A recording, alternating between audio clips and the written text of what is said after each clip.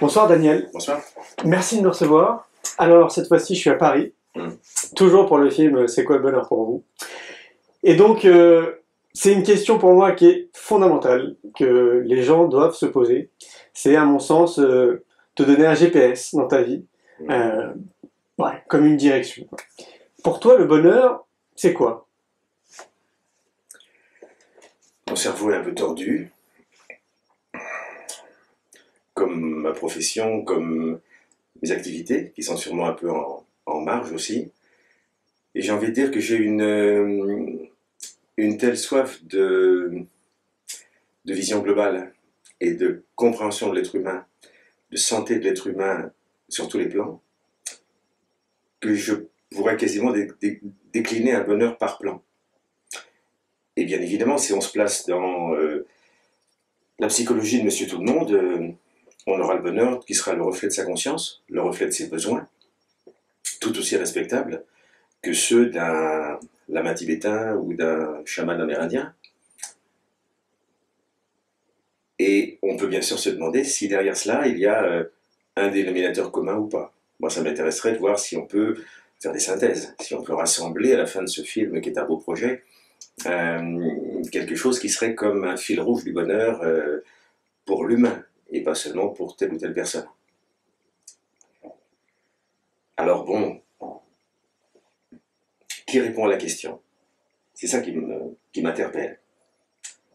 Si ma petite personnalité prend la parole, le bonheur c'est réduit à ma santé, ma prospérité, la prospérité de mon école, le bonheur de mes proches, une consommation plus ou moins éclairée, comme on pourrait qualifier le comportement d'un naturopathe moyen, plutôt exigeant sur le qualitatif. Mais j'ai vraiment pas envie de passer une heure à parler de ça. Il y a de quoi dire. Hein. Bon. Par contre, si je passe le micro à quelque chose de plus profond, de plus absolu, qui serait de l'ordre de l'âme, du soi, de l'être, parce que c'est trop facile de donner la parole au paraître. De toute façon, il l'apprend sans qu'on lui demande. Et j'ai le sentiment que l'ego s'est tellement auto-satisfait de désir, de possession, de consommation, d'orgueil, de prétention à être invincible, immortel et avoir tout pouvoir, en oubliant tous les jours qu'il va mourir et qu'il n'est qu'une illusion de plus sur un bout de chemin.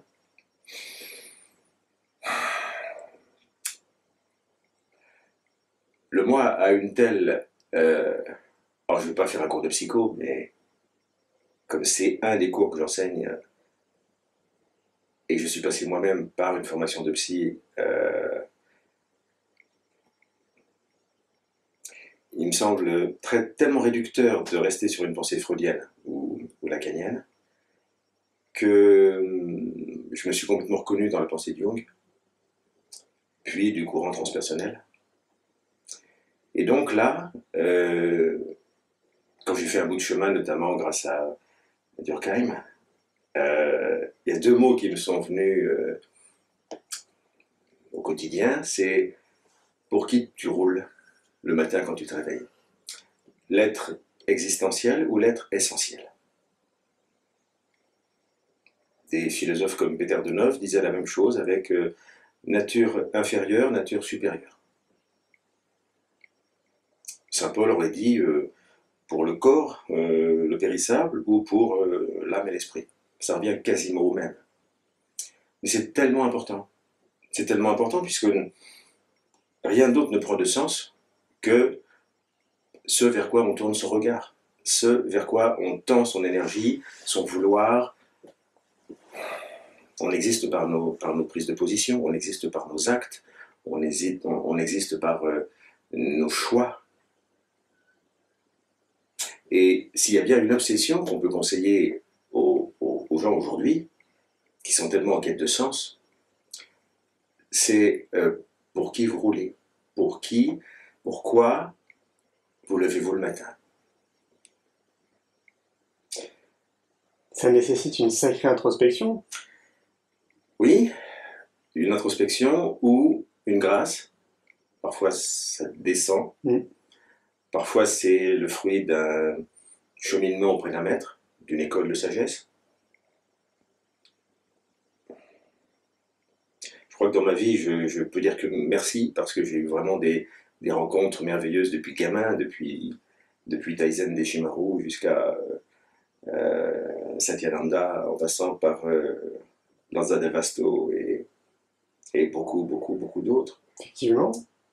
Des coups de cœur fraternels, des enseignements très précieux. Et pour moi, c'était comme des évidences qui se mettaient bout à bout, des pièces de puzzle qui construisaient ce qui était déjà là à l'intérieur, mais qui n'avait pas été mis en lumière, conscientisé. Non, comme tu dis, c'est quand même une sacrée chance.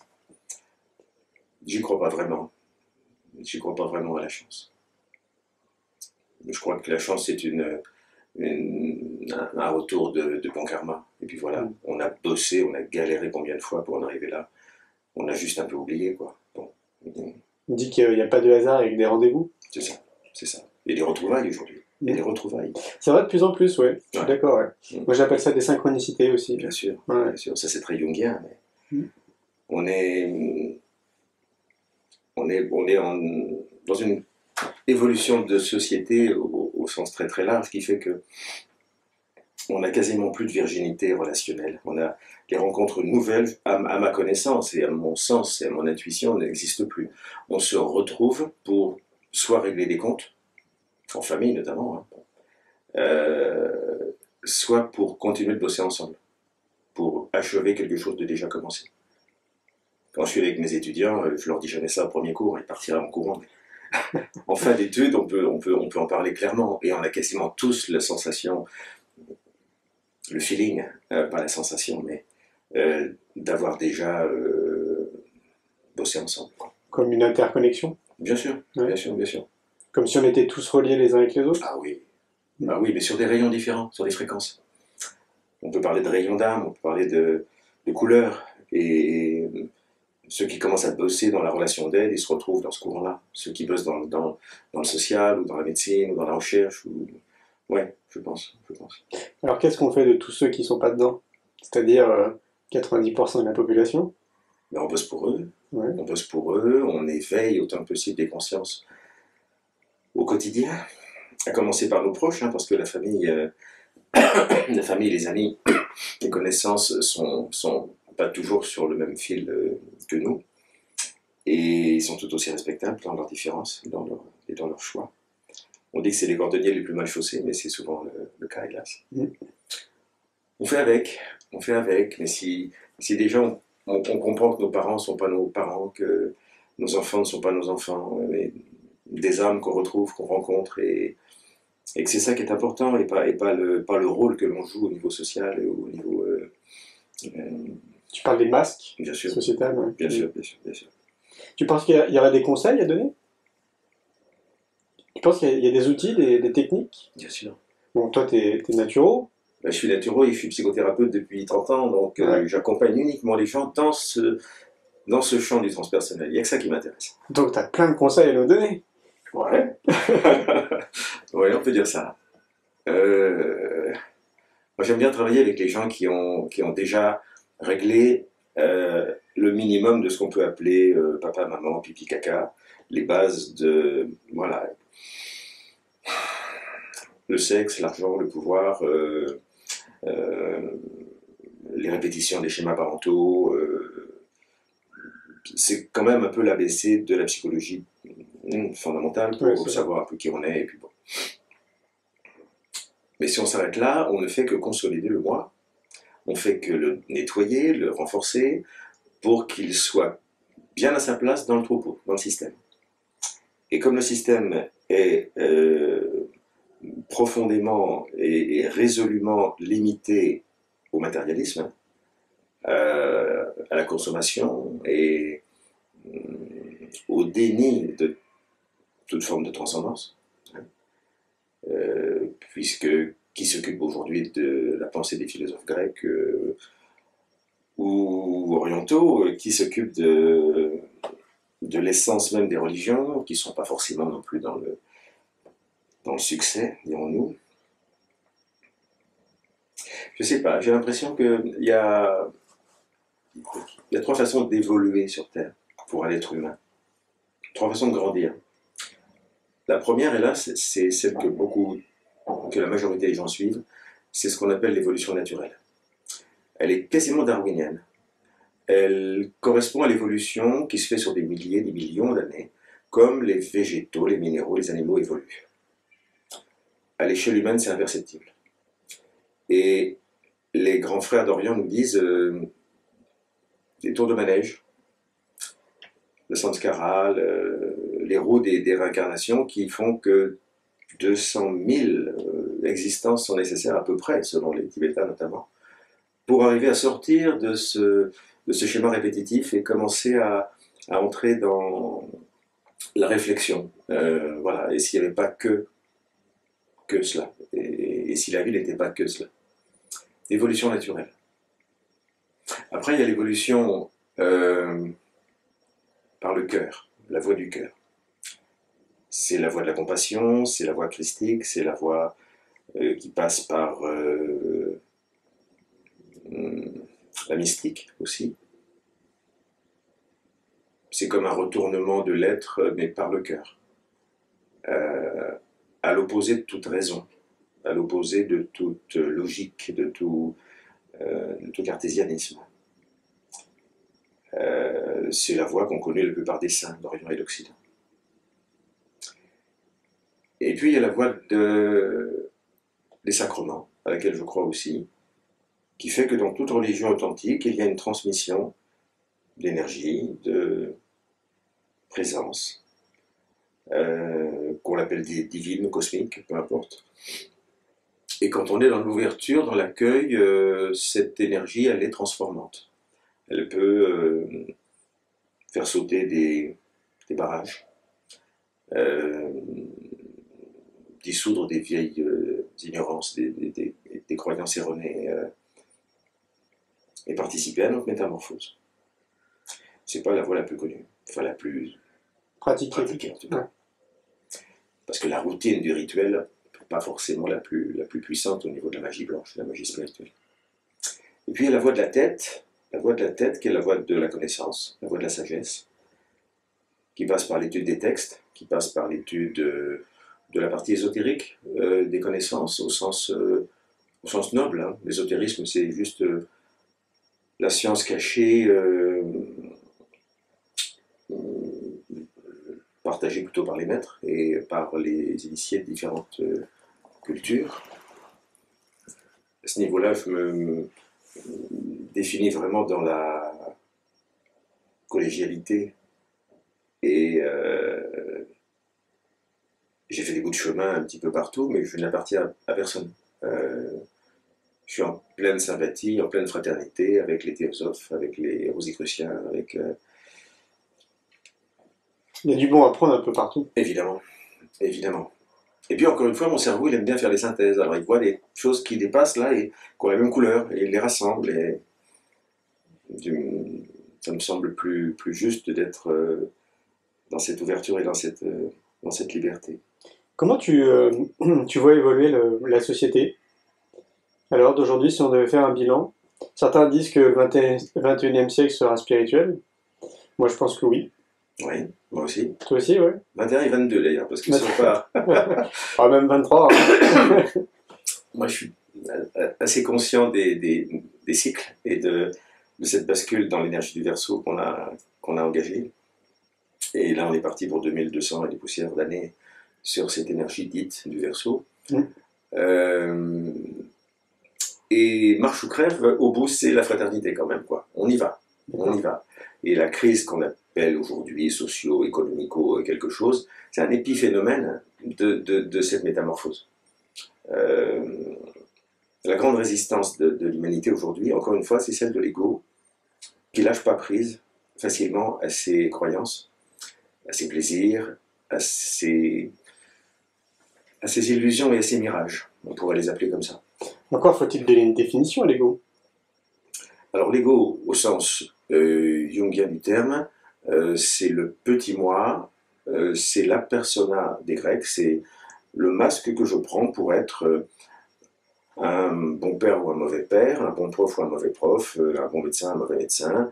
C'est mon identité sociale, culturelle, faite essentiellement de mon véhicule physique, que j'essaie d'entretenir de mon mieux, comme une voiture, hein, sans plus. Les révisions, un peu de polish, mais bon, on ne va pas non plus être fanat du corps. Bon. Il y a des naturopathes qui sont dans ce piège, je crois. Un plan physique, bien sûr, vivant, avec une vitalité importante associée. Un plan émotionnel, qui est notre réalité faite de désir, faite de passion, de jalousie, de convoitise, de larmes, de rire. C'est probablement sur ce plan-là que nous avons un maximum à travailler aujourd'hui. C'est, en termes d'initiation, la plus difficile des portes à passer, pour le moi. La troisième dimension de l'ego, c'est l'intellect. C'est le mental concret, comme disait Steiner, c'est le mental cerveau gauche, hein, cerveau rationnel, cerveau je crois ce que je vois, et tout doit être scientifique, et Cartésien. oui, assoiffé de culture, assoiffé de savoir, mais pas de connaissance. Assoiffé de savoir, du quantitatif, ça lui plaît bien, ça, les honneurs aussi universitaires. Les pièges sont partout. Hein. Et tu as un sentiment que qu'il se passe quelque chose, du coup, que la société est en train de basculer vers peut-être plus de conscience et moins d'ego? Mais c'est ça. Elle est confrontée aux limites même de l'ego. C'est-à-dire que le corps n'est pas immortel. Il va bien falloir accepter ça un jour. Et que même si la médecine, l'hygiène progresse, on ne va pas faire de nous des immortels, physiquement parlant. Que les émotions sont un énorme sac de mirages, puisqu'aucune émotion ne dure, aucune émotion ne porte, je dirais, ne porte l'âme dans sa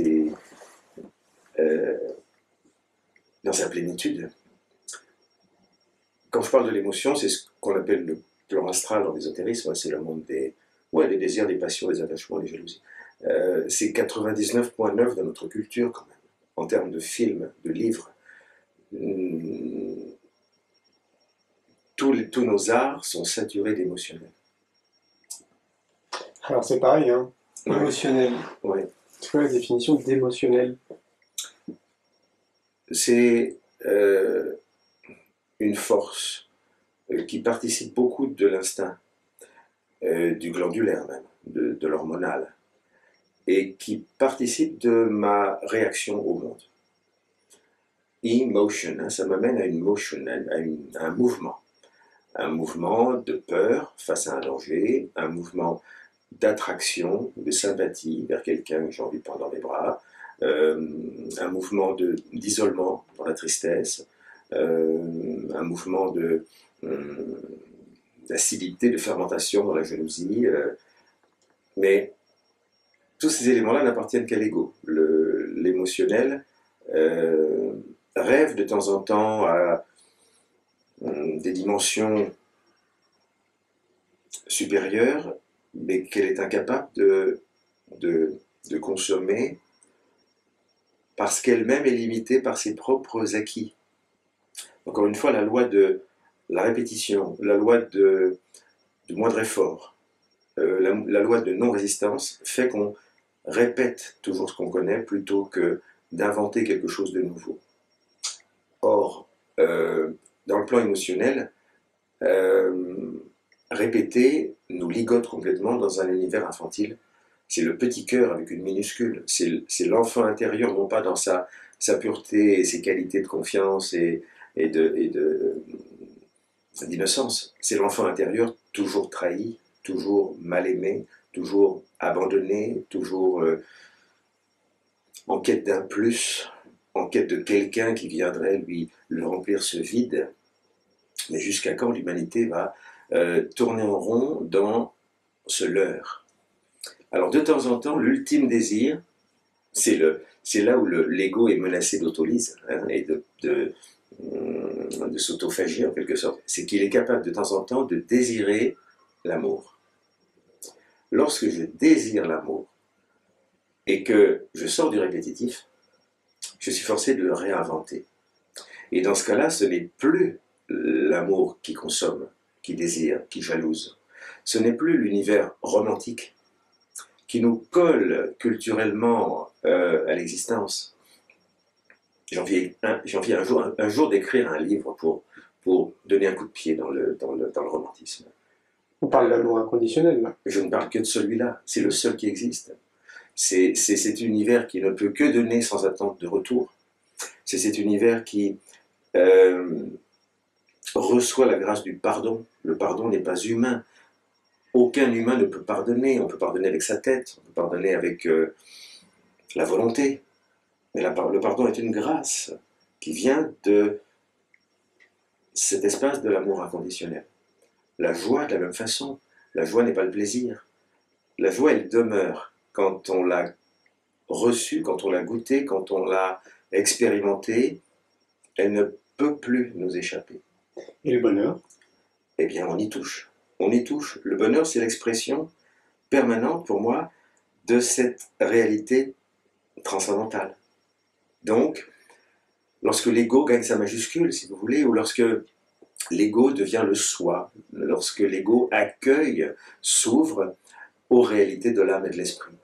Et là, plutôt que les limites de mon physique, les limites de mon émotion, les limites de mon mental, j'accueille une autre réalité ternaire, parce que c'est ternaire aussi, c'est au plan du mental qu'on pourrait appeler supérieur, transcendantal, le causal des hindous, ça serait le plan de l'intuition, le plan de la sagesse. La sagesse n'est pas faite que pour les philosophes ou les vieux barbus orientaux. Hein. Répondre aux questions qui donnent du sens à notre vie, il n'y a rien de plus passionnant que d'étudier le qu'est-ce que je fais là, et d'où je viens et d'où je vais. Qu'est-ce que le bonheur? Le bonheur, c'est aller vers ce sens déjà. C'est grandir dans ce sens du qui suis-je, et d'où je vais et d'où je viens. Ça, c'est pour la partie mentale éclairée. Et puis le cœur éclairé, le cœur réchauffé plutôt, parce que le cœur, il ne s'éclaire pas, il se réchauffe. C'est l'accès à l'amour dont on vient de parler. C'est oser lâcher le petit cœur infantile et romantique pour aimer sans condition. Certains disent d'essayer de garder l'enfant Oui. qui est en nous. Oui. C'est-à-dire que si on part de l'éducation, on est conditionné, donc notre enfant on le met de côté, puis on grandit, puis notre enfant il n'est plus là. C'est pas faux. Donc, pour moi, ça reviendrait à ça. Ça serait de garder cette essence qu'on a. Ah, cette essence, ça me plaît bien, parce que là, on touche à l'être essentiel. Mmh.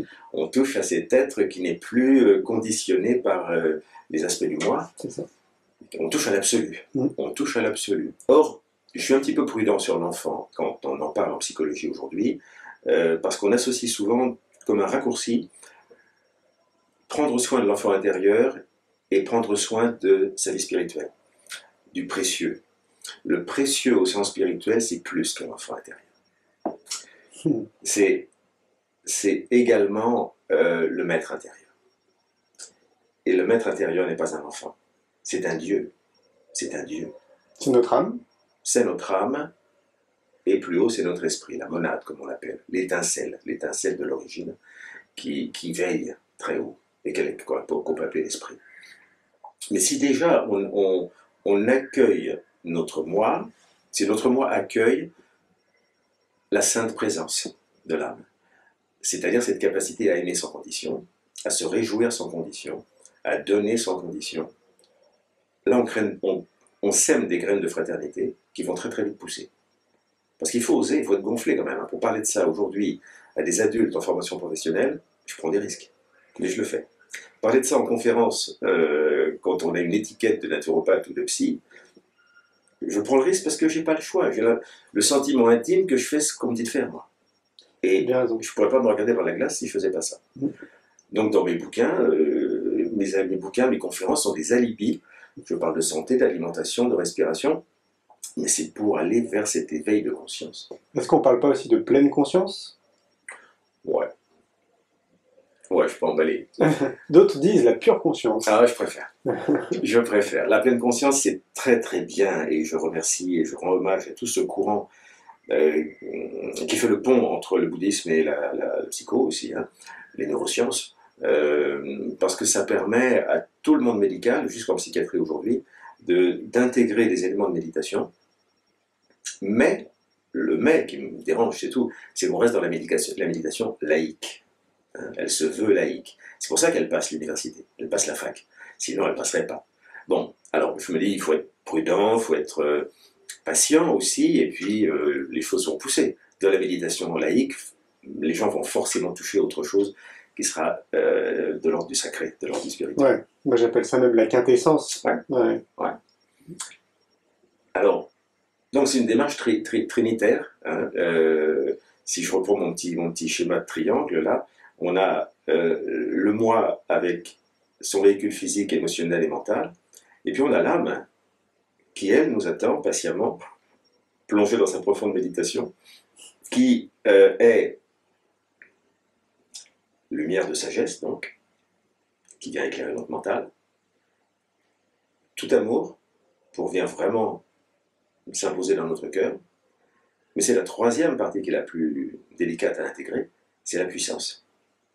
La puissance, elle vient de tout en haut, et elle doit se connecter, elle, ni au mental, ni à l'émotionnel. Elle doit se connecter à notre propre volonté, à notre propre « je peux et je veux ». Et c'est le plus bouleversant de l'histoire, parce que c'est l'ultime signification du lâcher-prise. C'est l'amen. C'est le que ta volonté soit faite. C'est le plus compliqué. Évidemment, c'est l'ultime rempart de l'ego aussi. Parce que l'ego peut pirouetter et se leurrer son monde avec une pensée plutôt sage. Il peut même faire des gros efforts pour aimer. Mais lâcher prise à genoux dans que ta volonté soit faite, ça c'est autre chose. Mais c'est le chemin nécessaire et suffisant pour soulever les montagnes et pour faire des miracles. Et les miracles en guérison, c'est important, c'est existant quand même. Il y en a 80-90 à l'eau de répertoriés quand même. Bon. Tu prêches à convaincu. Ceci dit, moi je réfléchis toujours de manière globale. Moi j'estime qu'on fait partie des gens qui ont le recul nécessaire, chacun à notre niveau.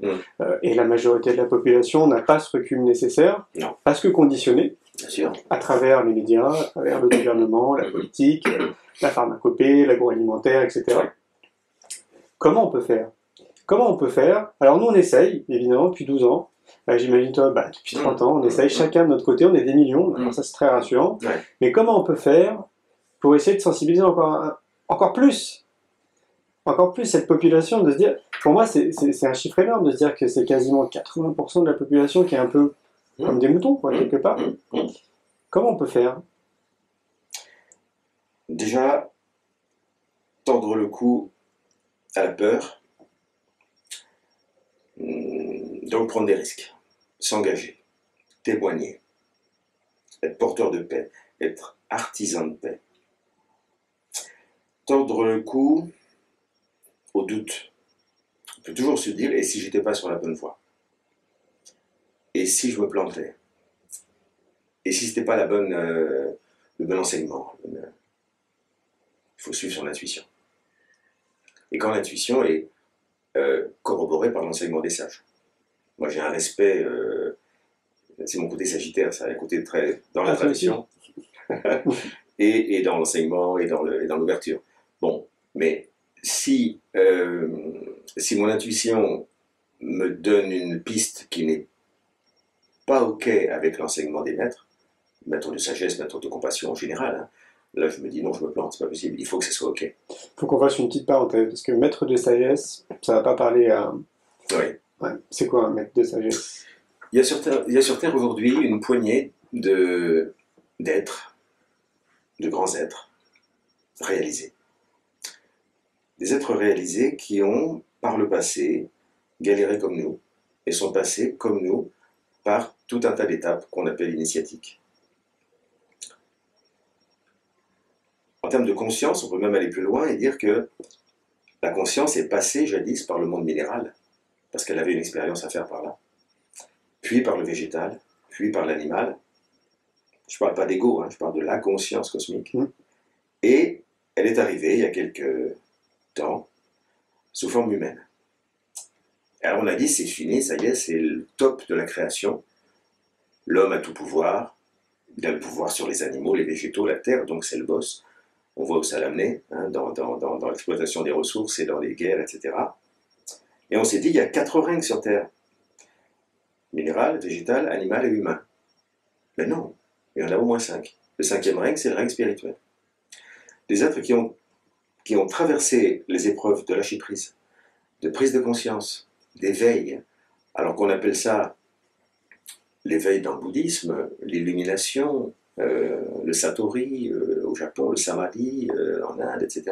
C'est la même chose. C'est passer des portes qu'on retrouve en franc-maçonnerie, qu'on retrouve dans les enseignements rosicruciens, peu importe. C'est passer des portes consciemment, généralement aidés par des frères aînés, parce que tout seul c'est difficile, c'est long et difficile de travailler seul. C'est pour ça que les confréries, les groupes spirituels, les écoles spirituelles sont là aussi pour nous aider. Ça fait peur en France parce que on connaît bien les dangers des manipulations mentales aussi, hein, et des sectes qui Merci de le dire. Oui. Alors, il faut en parler. Je suis très concerné depuis des années par cette histoire. Et donc je vois que la Mivilude, l'organe de protection par excellence des familles,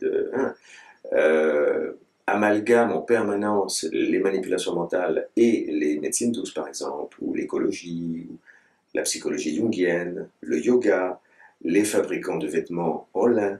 Ça va jusqu'à là quand même, hein, la liste est très très longue. Ouais, on se dit qu'il y a une absurdité, quoi, on marche sur la tête là. C'est voulu, hein. Maintenant, le système en soi, il est critiquable, c'est clair, mais un organisme comme la Mivilude est nécessaire pour éviter aussi les dérives. Il y en a. Clairement. Il y en a. Et c'est pas le diplôme qui fait l'éthique du professionnel. Bon. Sur ce, quand on parle de maître spirituel, il y a comme un parfum de soufre, hein, et de danger, parce qu'on se dit, un gourou, c'est dangereux, c'est un manipulateur, et c'est tellement culturel, tellement culturel. On prend l'avion, on fait un tour en Inde ou en Extrême-Orient, et c'est le contraire, c'est l'évidence, quoi. J'allais dire, c'est très français. C'est très français. Ouais. Comme le freudisme, comme le cartésianisme, bah oui, on fonctionne avec des croyances importantes comme celle-là, et je ne sais pas si on doit en être fier, mais j'ai appris qu'en Inde, on a sur sa carte d'identité le nom de son gourou quand même. C'est excellent. C'est-à-dire que tout le monde a une école de yoga, un maître, et on en est fier. Ils ont même un ministre maintenant. Oui. C'est génial. Un ministre du yoga, de la médecine ayurvédique et de la naturopathie. Et quelle étape? Et de la naturopathie. Là, on vient de gagner une sacrée marche. Bah, c'est génial. Combien ils sont? 1,2 milliard potentiellement consommateurs de naturopathie et de yoga, c'est bien, c'est bien. Ça fait plaisir de temps en temps. Puis ça va se propager, c'est sûr. Ouais. Donc ces maîtres, pour revenir à eux, on peut les considérer comme des frères aînés. Ils ont abandonné le monde des illusions et des mirages. Ils ont autolisé, comme je disais, leur petit moi, pour ne garder que la partie sagesse, la partie amour et la partie puissance, au service bien sûr du bien. La puissance vient en dernier, parce que sinon c'est de la magie noire et c'est un dérapage. Alors, en Inde, ils sont très traditionnels et on les reconnaît comme des gourous. En Occident, je suis convaincu qu'ils sont comme banalisés, hein, et que pour plein de raisons sociales et politiques, ils ont intérêt à rester banalisés. C'est mieux. Bon. Mais ils font leur boulot comme ils peuvent, par les bouquins, par les conférences, par leur profession, ils sont rarement pères de famille isolés, parce que c'est pas le but aujourd'hui, hein. On n'est plus dans une époque d'ascèse et de mortification dans sa grotte. Non. C'est même tout l'inverse, hein, ces 5 dernières années, explosion. Explosion complète. Explosion complète. Alors, donc du coup, tu t'appuies sur eux. Je m'appuie sur eux comme étant des phares, voilà, comme étant des repères, des garde-fous pour pas se planter. Quand on a la grâce de les rencontrer et de suivre un enseignement avec eux, c'est que du bonheur, parce qu'on est nourri de l'intérieur et propulsé.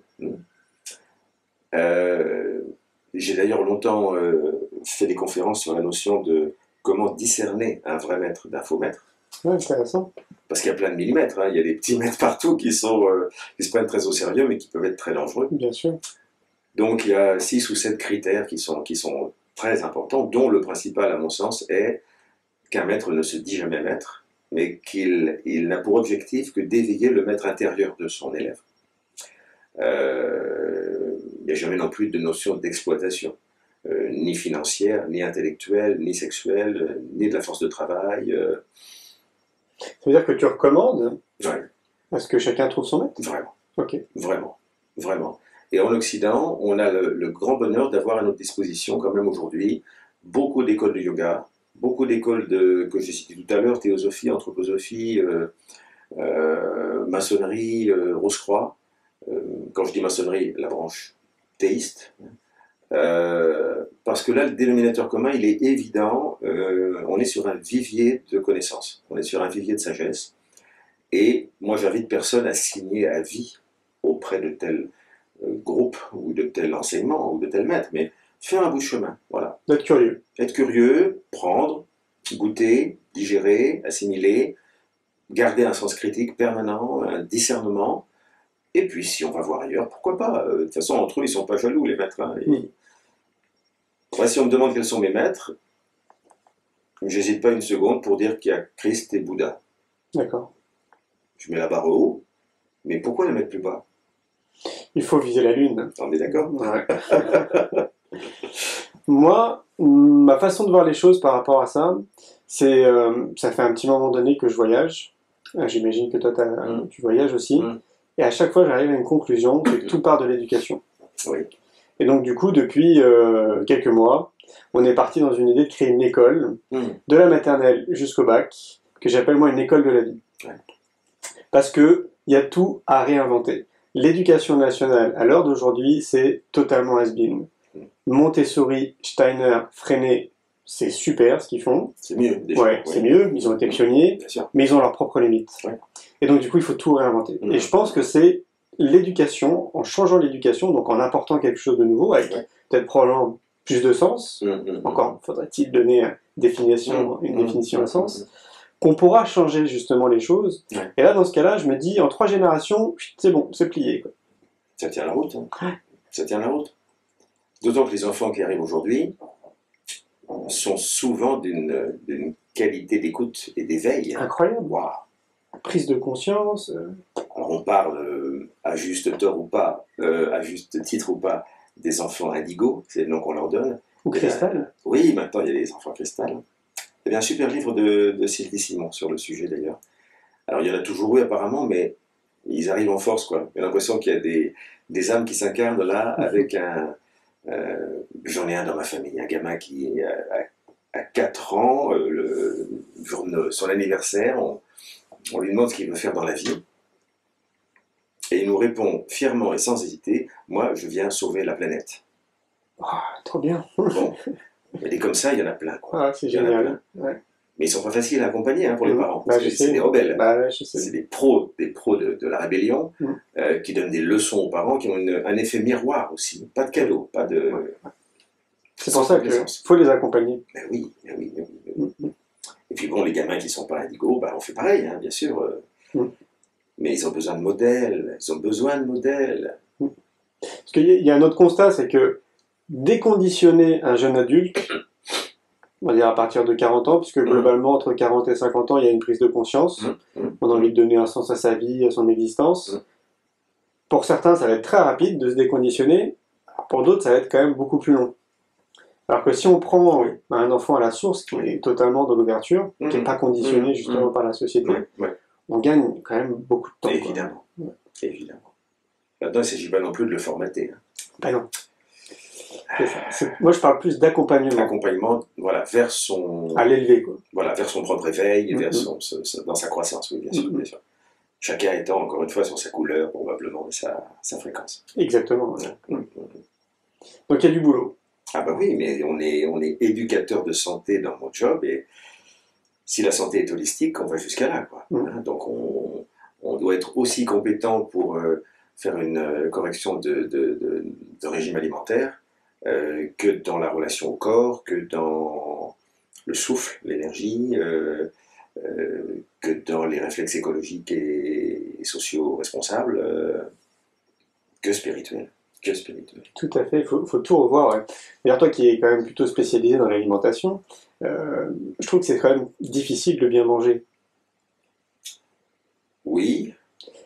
En tout cas, il faut, une fois de Je plus, ne sais pas être si je suis dans l'alimentation, hein, parce que l'alimentation est une technique majeure en naturopathie, soit, ouais, mais l'enseignement que je donne, il est probablement l'un des plus souples et des plus ouverts en France d'accord. par rapport à mes collègues. Ok. Il n'y a pas un régime qui est fait, il n'y a pas un régime sénato. On insiste beaucoup sur l'individualisation, sur qu'est-ce qui est le mieux pour cette personne aujourd'hui et pas forcément demain. Selon son tempérament, sa constitution, sa psychologie, ses croyances, son budget, sa profession, le climat. Euh, L'environnement. Bien sûr que globalement, on va tendre vers une alimentation plus saine, plus bio, plus vivante, mais en gardant un bon équilibre protéines, lipides, glucides, cru, cuit, mais pas pour des régimes extrêmes de végétalisme ou Ouais, c'est clair. de respirationnisme, comme ça c'est possible. Ouais. Bon. Et qu'est-ce que tu penses de l'urinothérapie? Bonne vieille technique ayurvédique qui a sauvé des vies. Je l'ai utilisé souvent, je l'ai conseillé, pas très souvent, mais dans des cas qui étaient, à mon sens, bien justifiés. Par exemple, les simples cystites chez la femme sont quasiment auto-guéris en 48 heures, juste en mettant une goutte d'urine sur la langue à chaque miction. Incroyable. Principe d'auto-vaccin, en quelque sorte. Bon. Il suffit de passer un petit peu la barrière du goût, des tabous aussi. Hein. Bon, il n'y a aucune comparaison entre l'urine et les matières fécales. C'est évidemment. Bon, un petit goût de bouillon de légumes pour ceux qui ne savent pas. Voilà. Maintenant, l'urinothérapie chez quelqu'un qui mange de la viande, de la charcuterie, plein de produits sucrés industriels, je ne conseille pas. Je conseille pas. Là, elle est vraiment chargée en déchets. D'abord, faire une réforme vers une alimentation plus hypotoxique. Et puis, j'ai accompagné, avant la trithérapie, il y a quelques années, j'avais beaucoup de clients sidéens. Et je crois que l'urinothérapie les a aidés à gagner quelques années de vie. Vraiment, vraiment. Et puis, quand on est abandonné par la médecine, on peut tout essayer. Tout à fait, ouais. Dans ce cadre-là, voilà. Certains disent que c'est notre meilleur trousse à pharmacie. Je n'irai pas jusqu'à là. Moi, je le garde pour des cas vraiment très graves, quand on a encore une fois tout essayé, et jamais à la place non plus d'un traitement, bien sûr, en cancérologie, hein, par exemple. Faire des choses en plus, bon, mais jamais à la place. Parce que c'est pareil, il y a tout un travail d'éducation. Ouais. Moi, ce que je constate, c'est qu'on est déresponsabilisé au niveau de notre alimentation, au niveau de notre santé, au niveau des médicaments qu'on peut consommer. Il y a ouais, une fois de plus, c'est comme une forme de déconditionnement. Ouais. Apprendre à penser de façon autonome, faire d'autres choix, réfléchir, critiquer, discerner. Sortir du troupeau, c'est pas évident. Hein. C'est pas du tout évident. Pas du tout évident. Les médias ont un impact, un pouvoir énorme là, dans l'avenir de la société. Combien de médias aujourd'hui sont porteurs d'espoir, de joie, d'optimisme? Des journaux spécialisés, on dirait que des bonnes nouvelles. Nous, on est bons. Hein. Bon. C'est rare. Hein. Ouais. Et là, c'est rare.